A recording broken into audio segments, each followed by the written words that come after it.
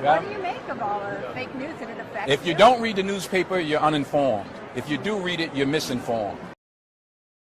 The need to move money from place to place, the cost of doing so, the overhead, as you put it, makes me think, believe it or not, of Bitcoin, because some people have said, hey, Bitcoin is the answer to those problems. Are you a believer? Well, Bitcoin is exciting because it shows how cheap it can be. Bitcoin is better than currency in that you don't have to be physically in the same place. And, of course, for large transactions, currency can get pretty inconvenient. The customers we're talking about aren't trying to be anonymous. You know, they're willing to be known. So the Bitcoin technology is key, and you could add to it or you could build a similar technology where there's enough attribution that people feel comfortable. This has nothing to do with terrorism or any type of money laundering.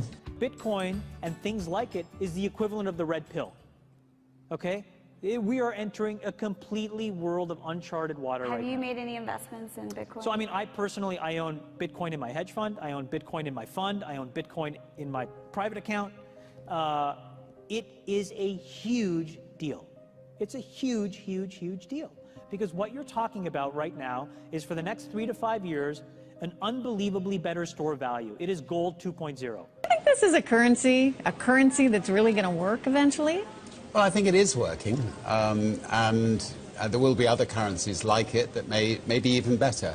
But in the meantime, there's a big industry around Bitcoin, and you know, people have made fortunes out of Bitcoin. You'll see Bitcoin trading at 1,000, 2,000, 5,000, 10,000. Rick Falkvinia does an excellent analysis. He predicts that Bitcoin will capture between 1 and 10% of the global Forex market, which implies a price of between $100,000 to $1 million per Bitcoin. Most of the people who are on the sidelines not buying Bitcoin today will start to buy Bitcoin when it gets over 1,000, and then a greater percentage of people will definitely plow into Bitcoin when it starts to get over 10,000. It's still predicting Bitcoin, $10,000 per Bitcoin in 3 years. Bitcoin, there is no Bitcoin company, there is no Bitcoin building, there's not even a Bitcoin server anywhere that you could shut down. It is completely distributed.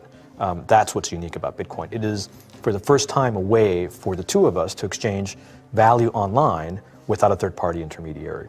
Until the invention of Bitcoin, for you and me to exchange money online, we had to employ a third party, like PayPal, like Visa, like MasterCard, right? And we live in the 21st century. If we want to have a video call to China, we can do that for free. But to send a couple $100, which is essentially just ones and zeros being moved around, costs 5% plus takes over a day.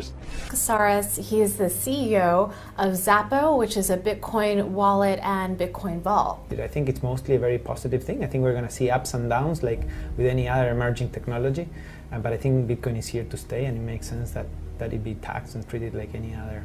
So let's make a bold call here. In 10 years, what do you think Bitcoin will be worth? One Bitcoin? Between $500,000 and $1 million. A lot of people are just seeing the charts and thinking, how high will it go? What I'm doing is counting backwards. I mean, this is a transactional currency, and it is a store of value. As such, it is a product and a service competing on a very tangible market for stores of value and for transactional currencies. So what is the size of that market? Right, and this is important. And how big a market share can Bitcoin realistically take within a foreseeable time frame? When you ask that question, then you come up with a market cap of Bitcoin total, and then you divide that by the number of Bitcoin in circulation by your estimated time, and seeing how Chinese are buying Bitcoin like crazy, I actually had to adjust this number upwards, but then you come up with a number of about $2 to $5 million per Bitcoin. It suggests that everyone go back to buy one Bitcoin. Not too much, only one is enough. If everyone in this world, people, just to go back by one Bitcoin, you know, the Bitcoin value go to the $1 million. When the Bitcoin have $1 million, you know, all around the world will be crazy, and everyone will be the follow, and the other digital currency just to be, you know, be grandson of the Bitcoin. So for me, I think for a lot of people, they don't exactly understand why is Bitcoin. Is Bitcoin the currency of the future, or is it the payment system they're developing? Bingo! It's the payment system. It's the blockchain encryption, and they're interesting things. I think Bitcoin, or the really blockchain encryption that's behind it, has a greater ability to bring more of the world's population out of poverty than anything we've seen. If you're new to Bitcoin, take your time to go out there and Google it and learn about it. It truly is one of the most important inventions in the history of humankind, and certainly the most. That's a great question. What is the long-term effect of too much information? One of the effects is the need to be first, not even to be true anymore. So what a responsibility you all have.